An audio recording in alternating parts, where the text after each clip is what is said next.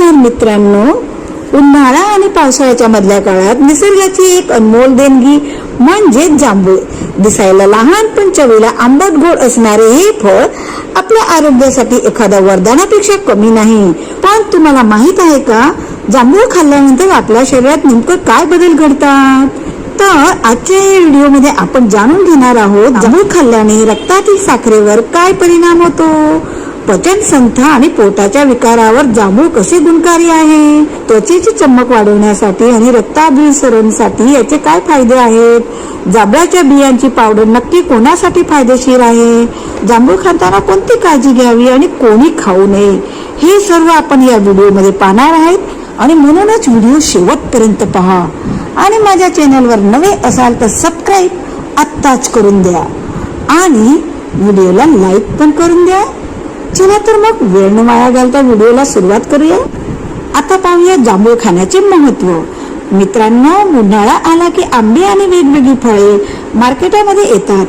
आता उन्हाळा आणि आंबा हे समीकरण तर वेगळेच आहे, पण तुम्हाला माहित आहे ना की उन्हाळा आला की मार्केटामध्ये येतात ते म्हणजे जांभूळ. आता जांभूळ आणि याला आणि आपल्या महाराष्ट्राला जांभळामुळे सुद्धा एक वेगळी ओळख आहे आणि जांभळाचे खूप अनन्यसाधारण महत्व आहे, फायदे आहेत. कदाचित हे फॅक्ट तुम्हाला माहित नसतील, तेच या व्हिडिओमध्ये तुम्हाला सांगणार आहे. त्यामुळे व्हिडिओ शेवटपर्यंत पहा आणि चॅनेलला सबस्क्राईब करून मला सपोर्ट करा. तर मंडळी, प्राचीन काळी भारताला ना जम्बूद्वीप म्हटलं जायचं. याचा अर्थ असा की आपला देश जांभळांच्या झाडांचा भूभाग म्हणून ओळखला जात होता. हे फळ आपल्या संस्कृतीशी आणि आपल्या आरोग्याशी युगायुगापासून जोडले गेलेलं आहे. महाराष्ट्रात तर मोठ्या प्रमाणात याचे उत्पादन होतच असतं, पण देशभरामध्ये जांभळाचा खूप मोठं उत्पादन केलं जातं आणि म्हणूनच हा एक ऐतिहासिक ठेवा मी तुम्हाला सांगितला. आता जांभूळ हे केवळ एक फळ नसून आयुर्वेदामध्ये त्याला महाऔषध मानलं जातं. या फळाबद्दल काही अशा गोष्टी आहेत ज्या कदाचित तुम्हाला माहित नसतील. त्यामध्ये नंबर 1 ते म्हणजे बियांचा जादुई फायदा. बहुतेक लोक ना जांभूळ खाऊन बिया फेकून देतात, पण ह्या जांभूळच्या बियांना तुम्ही सुकवून त्यांची पावडर केली तर तुमची ही जांभूळची घरची पावडर किंवा मार्केटामधून आणलेली पावडर किंवा मार्केटामधून आणली तरी चालेल, ती मधुमेहासाठी अर्थात डायबिटीस साठी अमृतासारखी काम करत असतं. यामध्ये जांभुलिन नावाचा ग्लुकोसाइड असतं, जे रक्तातील जी साखर आहे ना ती रूपांतरित करतं, ते पण ऊर्जेत, आणि त्यामुळे तुमची बॉडी व्यवस्थित राहते. विशेष म्हणजे तुमच्या पूर्वजांना किंवा तुमच्या आजोबांना किंवा तुमच्या वडिलांना डायबिटीस असेल आणि तुम्हाला डायबिटीस होऊ नये असे वाटत असेल तर तुम्हाला काही काळजी घ्यायची असेल तरी सुद्धा तुम्ही जांभळाची पावडर दररोज घेऊ शकता. थोडी थोडी घेतली तरी तुम्ही स्वतःला व त्या डायबिटीस पासून स्वतःचे रक्षण करू शकता. किंवा डायबिटीस जर तुम्हाला असेल तर ते त्या लेवलला ठेवण्यासाठी सुद्धा हे खूप फायदेशीर ठरत असतं. फायदा नंबर 2, नैसर्गिक माउथ वॉश म्हणून उपयोग. नैसर्गिक माउथ वॉश ऐकून थक्कच झाला असाल तुम्ही, पण जांभळांमध्ये बॅक्टेरिया विरोधक लढण्याचे गुणधर्म असतात. जांभूळ खाल्ल्यानं किंवा त्याच्या पानाचा काढा करून गुळण्या केल्याने हिरड्यांमधले जे रक्त येतं किंवा तोंडाची दुर्गंधी सारख्या समस्या दूर होतात. हे दातांच्या मजबूतीसाठी सुद्धा उत्तम त्रस्त मानले जातं. तिसरा फायदा म्हणजे लोहाचा खजिना. ज्यांना अनिमिया आहे किंवा ज्यांना रक्ताची कमतरता नेहमी जाणवत असते त्यांच्यासाठी जांभूळ खूप फायदेशीर आहे, कारण यामध्ये लोह आणि व्हिटॅमिन सी भरपूर प्रमाणात आहे, ज्याच्यामुळे शरीरामध्ये हिमोग्लोबिनची पातळी आहे ना ती वेगाने वाढते. आणि विशेषतः स्त्रियांनी भरपूर जांभूळ खाल्ली पाहिजेत, कारण हिमोग्लोबिनची पातळी नेहमी वर खाली त्यांची होत असते. चौथा मुद्दा तो म्हणजे पचनशक्ती आणि यकृताचे आरोग्य. आता जांभूळ खाल्ल्याने वेगवेगळे फायदे होतात. चवीला छान लागतात हे तर माहीतच आहे, पण जांभूळ हे यकृतासाठी अर्थात आपल्या लिव्हरसाठी सुद्धा गुणकारी आहे. हे फळ शरीरात जे विषारी घटक आहेत ना, टॉक्सिन आहेत ना, ते बाहेर काढण्यास मदत करतात. ज्यांना वारंवार अपचन होतं, गॅसचा प्रॉब्लेम असतो, त्यांच्यासाठी जांभूळ खाणं हे खूप फायदेशीर ठरलं जातं. ही टिप सगळ्या मैत्रिणींना आवडणारी असणार आहे, कारण की ब्युटी सिक्रेट सुद्धा जांभळाला मानलं जातं.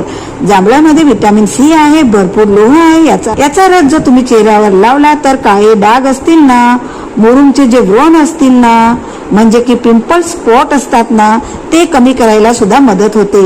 अनेक मध्यवर्ती घरांमध्ये आजही जांभळाचा गर चेहऱ्यावर लावण्याची पारंपरिक पद्धत आहे, जी तुम्ही सुद्धा करू शकता.